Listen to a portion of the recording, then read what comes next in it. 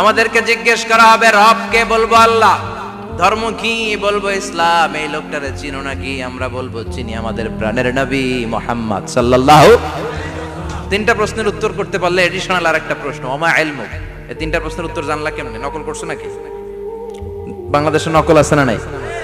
কোথায় নকল করে? হ্যাঁ, কিছু লিজেন্ড আছে দেখি, একেবারে জামার ভিতরে নকল, টুপির ভিতরে নকল, স্কেলের ভিতরে নকল, মৌজার ভিতরেও নকল আছে না নাই? কথা বলেন। ফেরেশতারা বলবে তুমি তিনটা প্রশ্নের উত্তর করলে কি করে? আপনাকে বলতে হবে আমি কোরআন থেকে শিখেছি, আমি হাদিস থেকে জেনেছি। চিল্লায় বলেন ঠিক কিনা? তখন ফেরেশতারা বলবে আহলান ওয়া সাহলান, মারহাবান, কংগ্রাচুলেশন, তুমি উত্তর করতে পেরেছো। ইফসাহু লাহু কবরুহু 70 যিরান, আপনার কবরটারে 70 হাত লম্বা বানিয়ে দেয়া হবে। ইফতাহু লাহু বাবুন ইলাল জান্নাহ, জান্নাতের দিকে দরজা করে দেয়া হবে। ইউলবাসু মিন লিবাসিল জান্নাহ, জান্নাতের পোশাক পরিয়ে দেয়া হবে। আর বলা হবে নাম কানাউমিল আরুস, বাসর রাতে কনেকে নিয়ে বর যেমনি শান্তির ঘুম, আরামের ঘুম দেয়, তুমিও ঘুম দাও, ঘুমাও। You should get some sleep now, you are very tired man. ঘুমাও, অনেক হয়েছে, ঘুমাও। তোমার এই ঘুম কেউ ভাঙাবে না ইসরাফিলের সিঙ্গার ফুৎকার ছাড়া। আল্লাহ লম্বা ঘুম যেন দিতে পারি, তৌফিক দাও। আর যারা ইসলাম বিরোধী, কোরআন বিরোধী, বিশ্বনবী বিরোধী, তাদেরকেও প্রশ্ন করা হবে তোর রব কে? মার রব্বুক? সে বলবে লা আদরি, আমি কিছু জানি না। আমি মাফ চাই, দোয়াও চাই। কথা কন, জানি না, আমি কিছুই মনে করতে পারছি না, আমি কিছু জানি না। আমার ধর্ম নাই, কর্ম নাই, আমার ধর্ম যার যার, উৎসব সবার। আমার কোনো ধর্ম টর্ম নাই, আমার কোনো নামাজ রোজা নাই, আমার কোনো রব নাই। দ্বিতীয় প্রশ্ন, ওমা দীনুক, তোর ধর্মের নাম কি? সে বলবে ধর্ম কি আমি জানি না, আমি ধর্মরে গালি দিতাম, আমি দুনিয়া ইসলাম রে বাস দিতাম, আমি আলেম ওলামাদের বিরোধিতা করতাম, আর শাহবাগের মঞ্চে উঠে ভাষণ দিতাম। আছে না নাই? সব গুমর ফাঁস হয়ে যাবে, ইয়াউমুত তাকাবুন। এরপর বিশ্বনবীর চেহারা দেখিয়ে বলা হবে এই লোকটারে চিনো নাকি? সে বলবে চিনি না, তবে আমার বন্ধুরা তার বিরুদ্ধে ব্লগে লিখতো, আমিও ব্যাড ব্যাড কমেন্টস করে দিতাম, এই লোকটার বিরুদ্ধে আমি কার্টুন বানাতাম, এই বিশ্বনবীর বিরুদ্ধে আমি কথা বলতাম। চিল্লায় বলেন ঠিক কিনা? ফেরেশতারা বলবে লা দারাইতা ওয়ালা তালাইতা, তুই তো কিছুই পারলি না, তুই তো কপাল পোড়া। ফায়ুতরাকু বিমাতারিকা মিন হাদিদ, লোহার হাতুড়ি দিয়ে পিটিয়ে ওর মাসেলগুলো থেতলে ফেলা হবে। ওয়ায়ুকালু লিল আরদি ইলতাইমি, কবরের দুই পাশের মাটির বলা হবে চাপ দে, এমন চাপ দিবে ফাতাখতালিফা আতলাউহু, ডান পাশের পাজরের হাড্ডি বাম দিকে ঢুকে যাবে, বাম পাশের পাজরের হাড্ডি ডান পাশে ঢুকে যাবে। কিয়ামত পর্যন্ত এই মারামারি চলবে। আল্লাহ এরকম ভয়ঙ্কর পরিস্থিতি থেকে আমাদেরকে বাঁচাও। ওই কবরের আযাব থেকে বাঁচার দরকার আছে না নাই? বিশ্বনবী বললেন যে ব্যক্তি রাত্রিবেলায় সূরাতুল মুলক তেলাওয়াত করবে তার কবরের আযাব হবে না। ইন্না হাযিহি সূরাতুন আযীমা মানিআতুন মিন আযাবিল কবর, এই সূরাটা এমন সূরা, সাধারণ কোন সূরা না। এই সূরাতুল মুলক যে রাত্রিবেলায় তেলাওয়াত করবে তার কবরের আযাব থেকে তারে বাঁচিয়ে দিবে কে? নাম্বার 1 ফাজিলাত, স্ট্যাটাস, মনে থাকবে তো? 2 নাম্বার স্ট্যাটাস শাফাআত লি সাহিবিহা, এই সূরাটা, এই সূরার তেলাওয়াতকারীর জন্য কিয়ামতের দিন সুপারিশ করবে। কোরআন সুপারিশ করবে, চারটেখানি কথা না। কোরআন যদি আপনার বিরুদ্ধে দাঁড়ায় আপনার জান্নাত ক্যান্সেল, আর কোরআন যদি আপনার ব্যাপারে আল্লাহর কাছে রেকমেন্ডেশন করে জান্নাত আপনার জন্য ওয়াজিব করে দিবে কে? এজন্য বিশ্বনবী বললেন শাফাআত লি সাহিবিহা, কিয়ামতের দিন তেলাওয়াতকারীর জন্য আল্লাহর কাছে সুপারিশ করবে। 2টা গেল।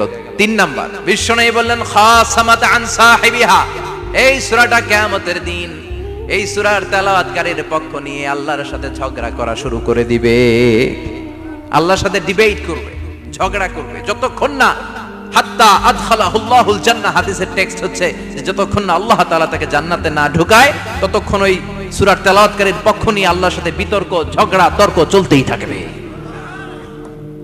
সুবহানাল্লাহ, আরো আসতে বলেন।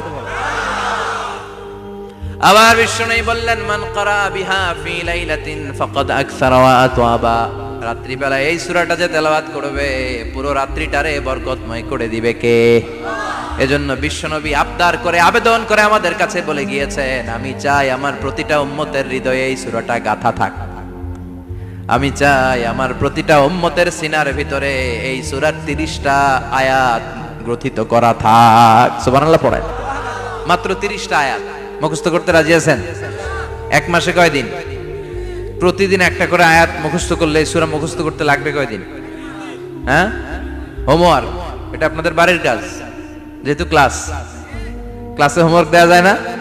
আরবিতে বলে আল ওয়াজিব আল মানজিলি। আমি গতানুগতিক তাফসীর করি না, আমি সমাজের খুঁতগুলো ধরে ধরে ডিসকাশনের মতো আমি করি। বিভিন্ন জেলায় যে ওখানকার ইয়াংদের সাথেও বসি, কথা বলি। এটাই আমার তাফসীর, এটাই কোরআনের এক্সপ্লেনেশন এন্ড ইন্টারপ্রিটেশন। এতেই মানুষ উপকৃত হয় বেশি। চিল্লা এখন ঠিক কিনা?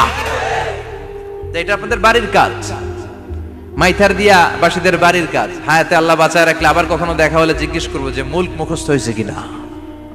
কে কে মুখস্থ করবেন না হাত তোলেন। সবাই করবেন। এবার কে কে মুখস্থ করবেন হাত তুলে আমার না আল্লাহর দেখান। আল্লাহ তুমি কবুল করো। আরো জোরে পড়েন আমিন। হাত নামান। এই সূরাটা it's an eye opener for you. এটা আপনার চোখ খুলে দিবে। এই সূরাটা আপনার চোখকে খুলে দিবে, আপনার ঘুমন্ত বিবেককে জাগিয়ে তুলবে। স্রষ্টার ব্যাপারে আপনার যদি কোনো সাসপিশন থাকে, সন্দেহ থাকে, এই সন্দেহের পাহাড়কে ভেঙে এই সূরা চুরমার করে দিবে। চিল্লায় বলেন সুবহানাল্লাহ। আল্লাহ ডেকে বলে, গোলাম, কিছু কিছু নাস্তিক আছে আমারে খুঁজে পায় না। এরকম কপাল পোড়া নাদান নাস্তিক বাংলার জমিনেও আছে না নেই? এরা বলে আনসিন ইজ নাথিং, যেটা দেখা যায় না ওইটা মানি না। বলে না, do you see the air in the atmosphere? বাতাসে, বায়ুমণ্ডলে যে বাতাস ঘুরে বেড়ায়, এটাকে তুমি দেখো তো মানো কেন? Why do you believe on that? Why do you believe on air? বাতাস বিশ্বাস করস কেন? কপাল পোড়া নাস্তিকরা বাতাস মানে না। কথা কর। Do you see the bad headache someone feel in his head and he is shouting? মাথার ব্যথায়, মাইগ্রেনের পেইনে যখন কেউ চিৎকার করে তার মাথার ব্যথা দেখা যায়। আমার এখন প্রচন্ড মাথা ব্যথা যদি হয়, আপনারা দেখতে পাচ্ছেন তো। নাস্তিকরা কি মাইগ্রেনের পেইন বিশ্বাস করে না? মাথা ব্যথা বিশ্বাস করে কি করে না? বাতাস বিশ্বাস করে কি করে না? কয় আনসিন ইজ নাথিং, যেটা দেখি না ওটা বিশ্বাস করি না। কপাল পোড়া। আল্লাহ ডেকে বলে, গোলাম আমার সৃষ্টির দিকে তাকা, আকাশের দিকে তাকা, বাতাসের দিকে তাকা, সাগরের দিকে তাকা। সাগরের মধ্যে আমি আল্লাহ আছি না নাই? বিশাল বড় বড় পাহাড়ের দিকে তাকা, ঝর্ণার দিকে তাকা, ঝর্ণার মধ্যে আমি আছি না নাই? ঝর্ণা ঝর্ণা ঝর্ণা রে, বলনা বলনা বলনা রে, কার বিরহে পাগল পাড়া তুই, কার মিলনে ফুল ফসলে ভরা রে তোর দুকুল বই, কার মিলনে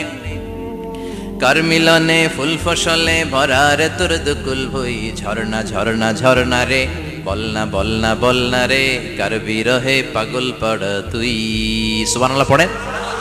ঝর্ণার দিকে তাকাও, সাগরের দিকে নজর করে দেখো, বিশাল পাহাড়ের দিকে নজর করে তাকাও, ওই পাহাড়ের মধ্যে আল্লাহরে খোঁজে বাবা। চিল্লায় বলেন ঠিক কিনা? এখানে ইমাম আবু হানিফার হাতে হাত রেখে শাহাদা বাক্য পাঠ করেছে। সুবহানাল্লাহ পড়েন। ঝিনুকের ভেতর লুকিয়ে থাকে যেমন মতি, ঝিনুকের ভেতর লুকিয়ে থাকে যেমন মতি, কালমা শাহাদাতে আছে আল্লাহর জ্যোতি, কালমা শাহাদাতে আছে আল্লাহর জ্যোতি। সুবহানাল্লাহ পড়েন। এই জ্যোতি যার হৃদয়ে একবার টাচ করে তার জন্য জান্নাতকে খুলে দেয় কে? এজন্য এই সূরা পড়লে নাস্তিকরা নাস্তিক থাকবে না। নাস্তিকদের জন্য এখানে আল্লাহ মেডিসিন দিয়েছেন, কিছু ডোজ দিয়েছেন। আলহামদুলিল্লাহ পড়েন। এই সূরা থেকে আমরা কিছু সময় কথা শুনবো। শুনতে রাজি আছেন তো? সূরার নাম চিল্লায় বলেন কি নাম? মুলক। মুলক মানে কি? মুলক মানে রাজত্ব, মুলক মানে ক্ষমতা, মুলক মানে পাওয়ার, মুলক মানে কিংডম, মুলক মানে সভরেনিটি। সুবহানাল্লাহ পড়েন। রব্বুল আলামিন বলেন, তাবারাকাল্লাযী বিয়াদিহিল মুলকু ওয়া হুয়া আলা কুল্লি শাইইন কাদির। সুমহান সেই সত্তা যার হাতে ক্ষমতা আর তিনি সব বিষয়ে ক্ষমতাশীল। সুবহানাল্লাহ। তাবারাকাল্লাযী বিয়াদিহিল মুলক, মহামহিম সে সত্তা, সুমহান সে সত্তা, বিয়াদিহিল মুলকু, যার হাতে ক্ষমতা। ক্ষমতা কার হাতে? চিৎকার করে বলতে হবে কার হাতে? নাকি আমাদের হাতে? না সরকারের হাতে, পুলিশের হাতে, র্যাবের হাতে, মাশরাফির হাতে, হিরো আলমের হাতে? ক্ষমতা কার হাতে? ক্ষমতা শুধুমাত্র একজনের হাতে। চিল্লায় বলেন তিনি কে? আল্লাহর হাতে ক্ষমতা, আর তিনি হচ্ছেন সকল ক্ষমতার উৎস, centre of the all powers. সব ক্ষমতার উৎস কে? নাকি জনগণ? আমরা কিন্তু এটাই শিখি, এদেশে আমাদেরকে রাষ্ট্রীয়ভাবে শিখানো হয়, এটা রাষ্ট্রীয় কুফরি। সকল ক্ষমতার উৎস জনগণ নয়, সকল ক্ষমতার উৎস কে? উনি ক্ষমতার উৎস, তিনি ক্ষমতাশীল, মহা ক্ষমতাধর, তার ক্ষমতার সাথে কারো তুলনা হয় না। আমাদের কি ক্ষমতা আছে? কথা বলেন। বল্লা পোকার কামড় খাইছেন? হ্যাঁ, মৌমাছি কামড়াইছে? মৌমাছি কামড়াইলে চিল্লাচিল্লি শুরু করে, তো কি ক্ষমতা আছে আপনার? বল্লা কামড় মেয়েরা দেয় দৌড়, ওটা ধরে যে মার মইটাও পারি না। কুত্তায় কামড়াইলে আমরা কুত্তারে কামড়াইতেও পারি না। কথা বলেন। আমরা নাকি ক্ষমতার মালিক। পিছন থেকে কেউ যদি বলে হুজুর সাপ, মজা করে বলছি, এতই ভয় পাইছি। আসলে যদি ফস করে আসতো সব দৌড়। স্লোগান দেওয়ার বেলায় লিল্লাহে তাকবীর, আল্লাহু আকবার, আমার ভাই তোমার ভাই, কাপায় ফেলামো নামায় ফেলামো। কথা বলেন। আর যদি পেছন থেকে কেউ আওয়াজ করে বলে সাপ, দৌড়।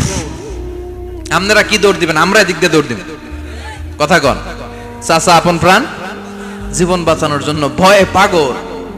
সাপ লাগবে না, বাবা ব্যাং চিনেন? মাইথার দিয়ে নাই বোধহয়। আছে আছে। কি করে?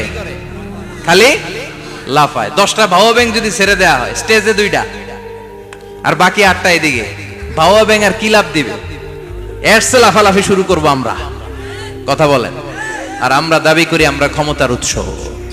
কোনো ক্ষমতা নাই। একবার ডায়রিয়া হলে 3বার টয়লেটে গেলে আর চেহারার দিকে তাকানো যায় না। কারে মাফ করে দে, আই মরে যাইও, আই হাইতান ন, আছে না নাই? তো পারবেন না কেন? আপনি না ক্ষমতার উৎস, আপনি না ক্ষমতার উৎস। আরে আপনার তো কোনোই ক্ষমতা নাই। খলিকাল ইনসানু দাঈফা, মানুষকে দুর্বল থেকে দুর্বল করে তৈরি করেছে কে?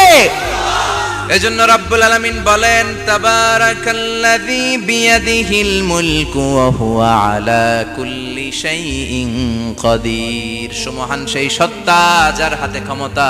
চিল্লায় বলেন ক্ষমতা কার হাতে? আমাদের হাতে কোনো ক্ষমতা নাই। আমরা হলাম দুর্বল। আমরা কি? দুর্বলের ঘরের দুর্বল। আমরা যখন জন্মেছিলাম দুর্বল। আমার ছোট্ট একটা মেয়ে আছে, আমি অবাক হয়ে থাকি যে আমিও তাইলে ছোটবেলায় এরকম ছিলাম। না খাওয়ালে খেতে পারে না, পেশাব পায়খানা করে, ঘর নষ্ট করে, বমি করে, দাঁড়াতে পারে না, শুইতে পারে না, লালা পড়তে থাকে, ক্লিন করতে হয়, সব সময় তাকে আল্লাহর আদেশে দেহে ঢুকে, আল্লাহর আদেশে বের হয়ে যায়। ঠিক কিনা? এই যে ছোট্ট বাচ্চাটার দেহের ভিতরে যে রুহু ঢুকলো, কে দিল? 120 দিনের আগে মানব শিশুর দেহের ভিতরে কিন্তু রুহের ফুৎকার হয় না। সহিহ বুখারীর বর্ণনা 40 40 40 340 কত? কথা বলেন। প্রথম 40 থাকে নুতফা, তারপরের 40 হয় আলাকা, তারপরের 40 হয় মুদগা, sperm drop, blood clot and then the little flesh. ছোট্ট নাপাক পানি ছিলাম, শুক্রাণু ছিলাম আমরা। কি ছিলাম? শুক্রও ছিলাম না, শুক্রাণু, শুক্রের অণু। এক ফোঁটা শুক্রের মধ্যে 20 কোটি অণু থাকে। ওই 20 কোটির একটা ছিলাম আমি আর আপনি। সুবহানাল্লাহ। বাড়িতে গিয়ে বললেন ডিম্ব আমরা ছিলাম না, আমরা ছিলাম ডিম্বাণু। ডিম্বের এই ডিম্বাণু আর শুক্রাণু দুইটা মিলে আল্লাহ আমাদেরকে বানায় ফেললেন জাইগট। সেখান থেকে এমব্রয়ো, তারপরে আস্তে আস্তে ইনিশিয়াল স্টেজগুলো শেষে একটার পর একটা স্টেজ পার করে তিনি আমাদেরকে বানালেন আলাকা। সেখান থেকে মুদগা, আমাদের দেহের ভেতরে তিনি স্কেলিটন ভরে দিলেন, কঙ্কাল, মাথার স্কাল দিলেন, খুলি দিলেন, নাক কান গলা দিলেন, আমার রেসপিরেটরি সিস্টেম চালু করে দিলেন। কত ছোট ছিলাম আমি, ক্ষুদ্র ছিলাম আমি। ফালয়ানজুরিল ইনসানু মিম্মা খুলিকা, খুলিকা মিম্মা ইন দাফিক। মানুষের উচিত তার সৃষ্টি প্রক্রিয়ার দিকে নজর করে তাকানো। বাবার পিঠ থেকে সবেগে নির্গত হওয়া পানি দিয়ে মায়ের পেটে তোমারে ঢুকায় দিল কে? নাপাক পানি থেকে ছোট্ট ব্যাঙ্গাচির মতো ছিলাম, জোকের মতো মায়ের জরায়ুর দেয়ালে লেগেছিলাম।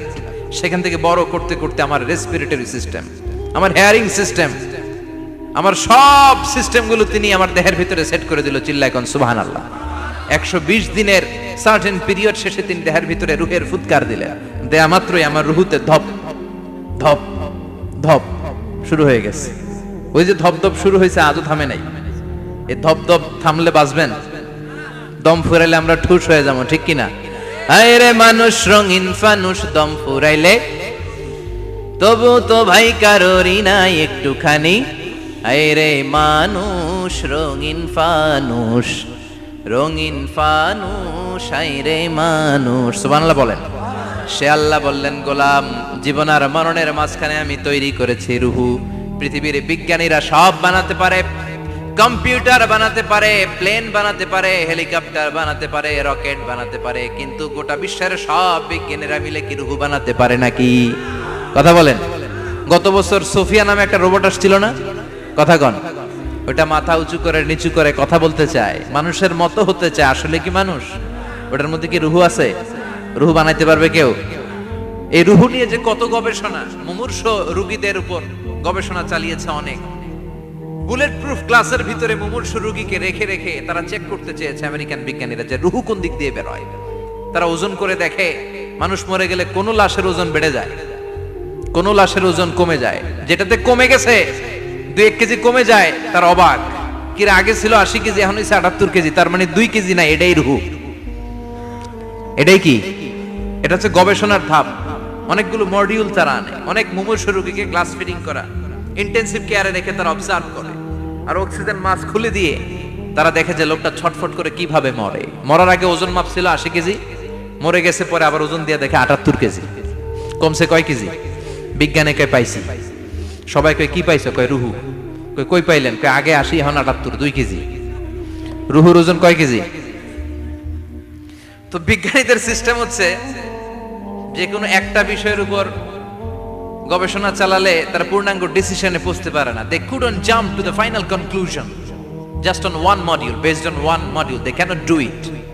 তাদের অনেকগুলো মডিউল আনতে হয়। তারা আবার নমুনা আনলো আরেকটা, মুমূর্ষ রোগী, অক্সিজেন চেম্বার লাগানো, মাস্ক লাগানো, এটা খুলে ফেললে মরে যাবে। বুলেট প্রুফ করা গ্লাসের ভিতরে ঢুকিয়ে এটার ওজন মাপ, এটার ওজন 60 কেজি। এবার মাস্ক খোল, মাস্ক খুলছে ছটফট ছটফট করে, এটা শেষ। এবার মাপ দেখ, এবার মাইপা দেখা গেছে 63 কেজি। কয় কেজি বাড়ছে? এক একটার এক এক সিস্টেম হইতেছে, কোনোটা কমে, কোনোটা বাড়ে, কোনোটা কিচ্ছু হয় না। সবাই কয় তাইলে আপনি রুহু পাইলেন কই? আগেরটা কম ছিল, মনে করছিলেন 2 কেজি কমছে, ওইটাই রুহু, এখন 3 কেজি বাইরে গেছে, মিলাইবেন কি দিয়া? কথা কন। আল্লাহ ডেকে বলে, গোলাম কিয়ামত পর্যন্ত একটার পর একটা মুমূর্ষ রোগীকে বুলেট প্রুফ গ্লাসের ভেতরে ঢুকাতে পারবি, গবেষণা করতে পারবি, মাগার রুহু খুঁজে পাবি না। চিল্লায় বলেন ঠিক কি না? কারণ এই রুহুর মালিক কে? সে আল্লাহ বললেন, আল্লাযী খালাকাল মাউতা ওয়াল হায়াতা লিয়াবলুয়াকুম আইয়ুকুম আহসানু আমালা। জীবন আর মৃত্যু বানালাম তোমাদেরকে পরীক্ষা করার জন্য। পরীক্ষা আছে না নাই? গোটা দুনিয়াটাই পরীক্ষা। আল্লাহ যারে পছন্দ করে বেশি তার পরীক্ষাও। আসাদুন নাসি বালাআন আল আম্বিয়া। এই পৃথিবীতে আল্লাহ সবচেয়ে বেশি বালা মুসিবত দিয়ে পরীক্ষা করেছেন নবীদের। কারণ নবীরা আল্লাহর কাছে কম প্রিয় না বেশি প্রিয়? যেহেতু প্রিয় বেশি, পরীক্ষাও। এজন্য মুমিনের উপর যদি পরীক্ষা আসে, মুমিনের উপর যদি অত্যাচার আসে, মুমিনের উপর যদি ধৈর্যের পরীক্ষা আসে, জেল জরিমানা আসে, মুমিন ওইটারে ভয় পায় না। মুমিন ভয় পায় একজনকে। চিল্লায় বলেন তিনি কে? কারণ আল্লাহর ঘোষণা, ওয়ালা তাহিনু ওয়ালা তাহজানু। ঘোষণাটা কার? ভয় নাই, তোদের চিন্তা নাই। আনতুমুল আ'লাউনা ইন কুনতুম মুমিনিন। তোমরাই বিজয়ী হবা যদি মুমিন হও, যদি মুমিন হও। এজন্য ধৈর্যের পরীক্ষা দিতে হবে, আল্লাহর উপর তাওয়াক্কুল করতে হবে। অত্যাচার